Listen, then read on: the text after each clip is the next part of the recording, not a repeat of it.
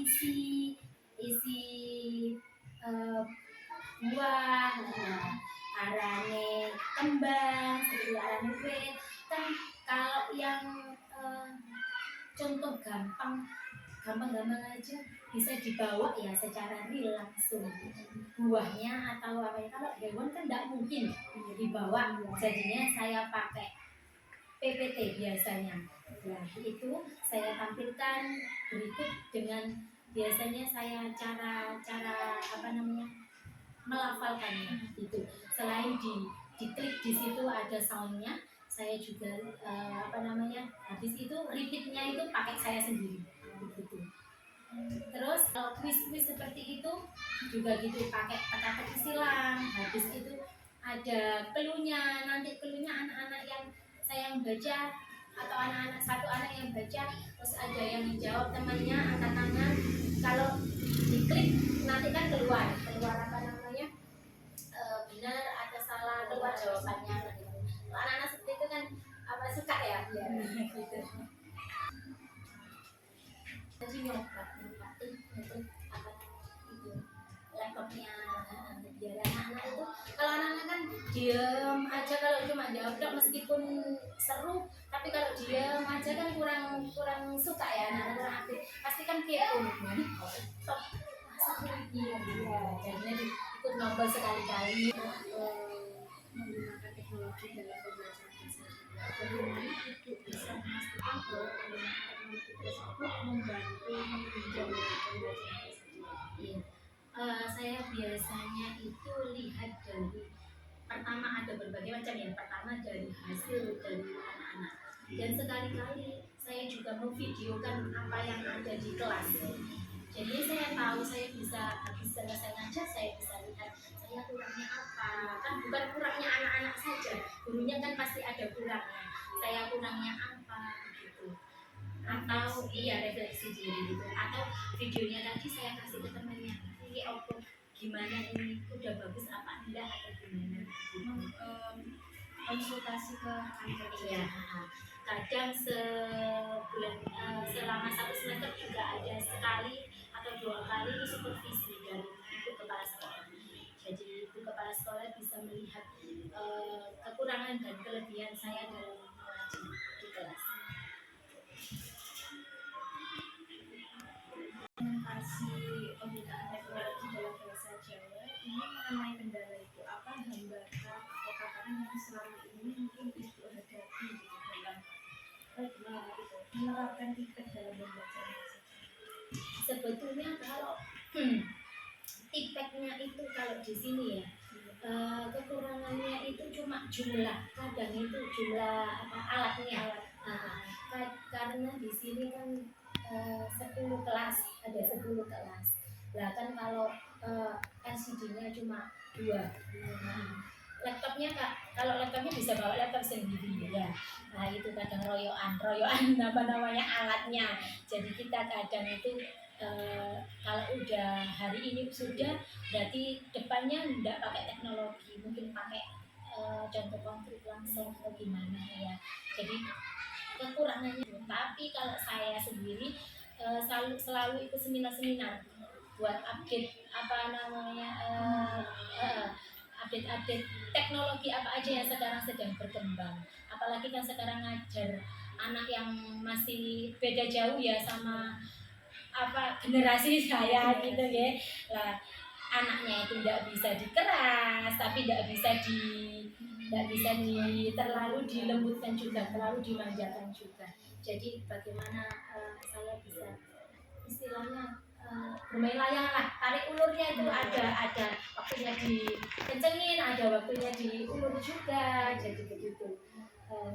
Pokoknya pakai anak generasi sekarang kan semuanya sudah serba ada kan ya, lahir sudah serba ada semuanya, jadinya harus pokoknya tantangan lah kalau di kelas itu kalau anak zaman sekarang ya.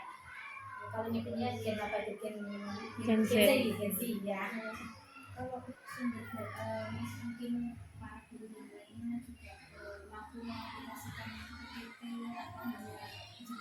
Nah ini kalau di sini sekarang itu tinggal yang muda-muda.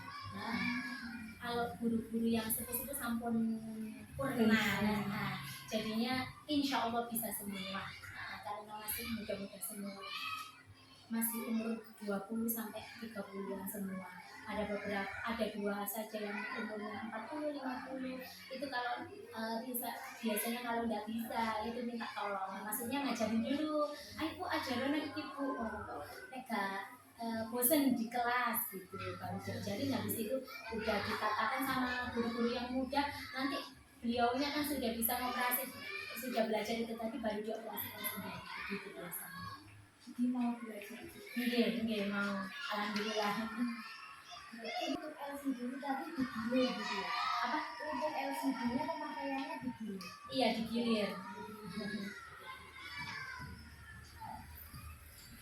Seminar itu Iya. menambah apa ya? Wawasan. Teknologi, wawasan mengenai teknologi Iya. yang sekarang.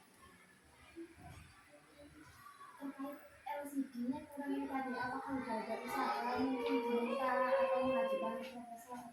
Iya, apa namanya, setiap tahun itu di bos, di anggaran bos itu sudah dimasukkan. Tapi kadang-kadang nggak bisa tiap tahun juga, karena tiap tahun kan kadang apa ini kurangnya apa, misalnya tahun ini maunya beli laptop ya laptop duluan aja, nanti LCD-nya bisa tahun depan atau gimana, kan nggak harus beli semuanya langsung, soalnya pasti ada lainnya, karena anggarannya itu biasanya habis banyaknya itu dari pembelian buku. Karena apalagi ini 2 tahun ini ya, 1 tahun ini sama tahun depannya itu, kemarin terakhir beli LCD itu tahun kemarin, yang tahun ini libur tidak beli karena tahun ini uangnya banyak dipakai untuk pembelian buku, karena sini baru itu apa namanya kumer, baru kurikulum merdeka, jadinya kan beli buku, harus beli buku banyak, jadi uangnya bosnya itu dihabiskan untuk beberapa untuk beli buku gitu. Sekolah sendiri apakah apa ya, pihak sekolah memberikan dukungan agar ini pelatihan khusus dalam pengembangan impact bagi guru dan siswa? Kalau di sekolah itu biasanya waktu rapat bulan gitu, kalau ada yang salah satu guru misalnya habis ikut seminar, atau seminar baik yang dilakukan secara individu ataupun yang ditunjuk dari dinas gitu, setelah itu biasanya langsung materi-materi seminarnya itu di-share dulu di grup WA. Setelah itu waktu rapat bulan baru dijelaskan, maksudnya beliaunya yang ikut seminar itu tadi, bagian narasumbernya yang di sekolah gitu.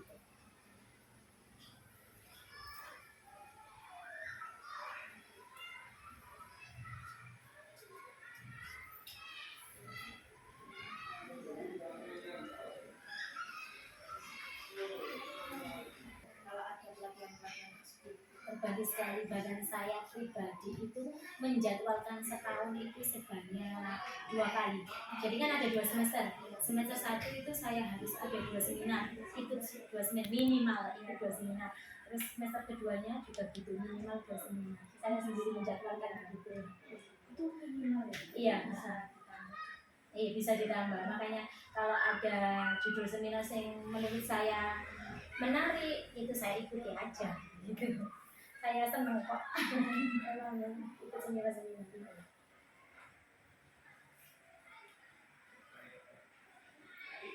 Untuk evaluasi dan perbaikan, bagaimana Ibu mengevaluasi keefektifan dari pembinaan IPEK di pelajaran bahasa Jawa? Sangat efektif, terutama anak-anak itu kan sama kayak bahasa Inggris ya, tulisannya sama bacanya kan beda. A-nya dibaca O, apalagi seperti itu anak-anak itu harus apa namanya, menggunakan sesuatu yang menarik bagi mereka. Kalau enggak, mereka gampang lupa. Anak kecil kan gampang imitasi, tapi gampang, paling susah itu ngajarkan itu tadi, baca A jadi O, kapan dibaca O, kapan dibaca bukan O itu. Jadi saya merasa terbantu dengan IPEK.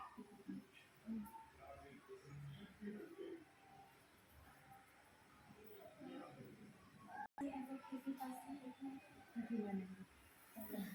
Kalau saya punya form form apa namanya evaluasinya sendiri, seperti form supervisi kelas.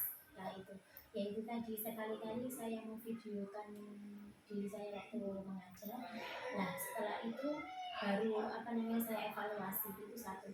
Yang kedua, biasanya saya lihat dari nilai anak-anak atau melalui apa, kayak apa ya, kalau disebut wawancara ya bukan wawancara, kalau sama anak-anak itu loh, pertanyaan misalnya senang apa enggak, seperti itu. Iya, Iya, tanya jawab. Selama pembelajaran Iya kayak gitu.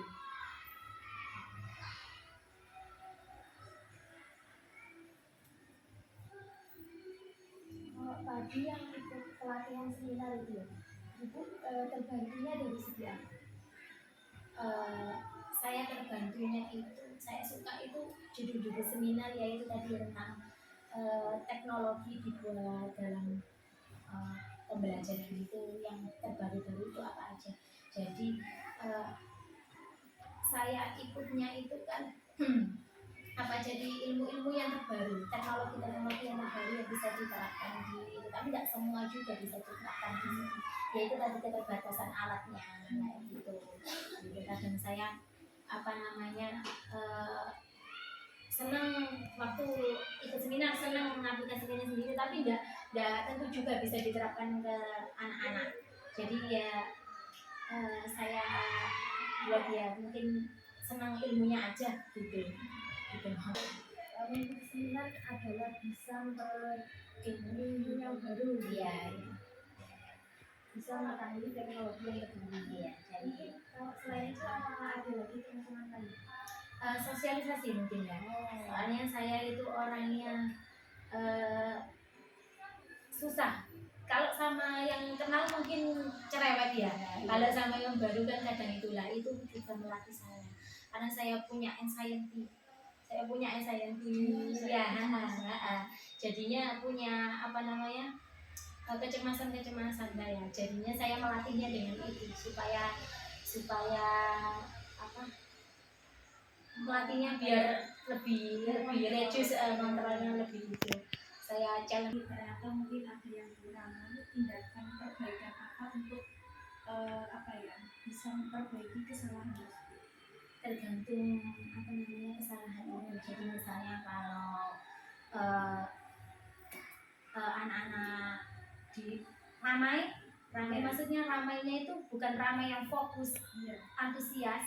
Ramai berarti saya harus apa ini di sini, apakah saya di teknologinya ini terlalu menggantikan saya atau bagaimana. Nah itu saya evaluasi seperti itu, dengan cara itu tadi, lihat apa namanya, lihat video yang misalnya saya rekam itu tadi, saya cari solusi lain atau tanya-tanya ke teman sejawat, ini solusinya gimana. Nah itu kan bisa kali kita tanya ke teman sejawat. Mungkin juga Iya, tadi habis istighosah, istirahat sebentar, terus masuk sekarang. Yang bukan semuanya, kelas 1 sampai evaluasi efektivitas salah satunya dengan melihat nilai anak-anak ya. Nah, apa yang dilakukan ibu untuk memperbaiki nilai anak jika baik yang nilainya bagus ataupun yang memenuhi KKM maupun yang tidak, saya melakukan, mungkin yang memenuhi KKM saya melakukan pengayaan ya. Kalau yang di bawah KKM saya melakukan perbaikan, karena saya kelas 2 ini di sini masih kurikulum 13, belum kumer, jadinya masih begitu ya, bukan yang kumer di sini, jadinya masih bukunya beda, masih cara materinya semuanya masih beda, udah sangat kumer. Itu ya remedi itu, iya. Atau mungkin pengulangan materi saya biasanya pengulangan materi dulu. Setelah itu saya lihat poin berapa saja yang anak itu tadi kurang paham atau apa, kan ada poinnya, poin berapa saja itu yang saya remedikan, bukan semua. Kalau yang pengayaan baru saya semua, cuma bukan soal yang sama. saya ganti dengan tipe soal yang baru. Tipe soalnya sama tapi berbeda soal. Yang sebenarnya membutuhkan PPT, tapi ternyata PPT-nya tidak ada, itu ibu mengatasi gimana? Saya biasanya itu selain papan tulisnya itu saya buat print-printan tempel-tempelannya seperti itu, pakai karton terus tempel-tempel. Jadi ya karya. Iya.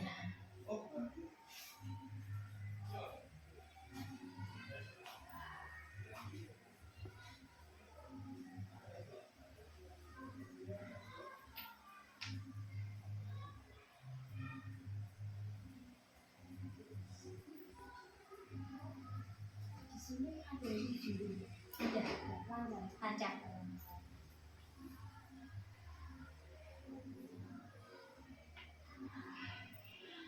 bisa menggunakan teknologi konvensional saja. Iya. Opsinya